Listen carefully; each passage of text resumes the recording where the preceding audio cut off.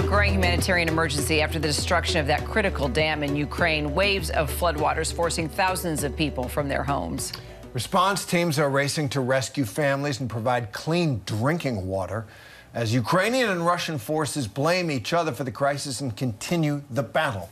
ABC News foreign correspondent Tom Soufi Burridge is in southeastern Ukraine with the latest. Tom, just vast flooding downriver from that dam, but upriver near where you are, I guess areas could lose their access to water. What's the scale of the disaster you've been reporting on? Yeah, Terry, the scale of this disaster is still unfolding, but it's vast. And it's not only that huge flooding that we've seen down south of the dam, and we're seeing entire communities submerged. And remember, these are war-ravaged communities. These are people that have been living on the war's front lines for 15 months, and now they're facing extreme flooding. We're getting the first reports tonight that some people might have sadly died in certain communities that are completely cut off and where they can't be rescued from. There's a massive evacuation operation undergoing. And then if you go north of the dam towards where we are, basically the waters are receding because effectively this dam was keeping a massive, vast quantity of water in a reservoir. So that reservoir is draining, the water is gushing through the dam, and that means that communities upriver now face being starved from water. So there's not only a crisis over drinking water potentially, but also for agriculture too. You know, it's possible that crops aren't going to have the water they need.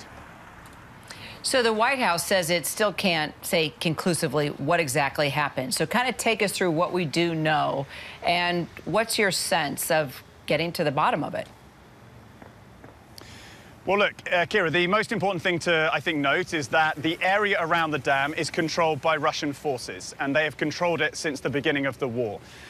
We don't know exactly what happened in terms of how the dam was exploded. We do know that the timing is interesting, and we know that the Ukrainian military is mounting this huge offensive. It is trying to attack the Russian lines, and we also know that the southern front down here is an important front, one that the Ukrainians would want to attack at some point in the relatively near term. We also know that the Ukrainians warned repeatedly last year that Russia was planning to blow up the dam, but as of this precise moment, the US is not publicly, at least, able to say conclusively who's responsible and exactly what happened. All right, so that investigation will continue, but I think you portray the scene of the crime, as it were, very well, and there's clues in that. Now let's get to another potential disaster stemming from this disaster. You're not far right now from one of the world's largest nuclear power plants. How is Zaporizhia? How's that been affected? What's the risk there? Yeah, Terry, look, the nuclear power plant is affected because effectively the nuclear power plant receives water from that vast reservoir behind the dam to cool its reactors.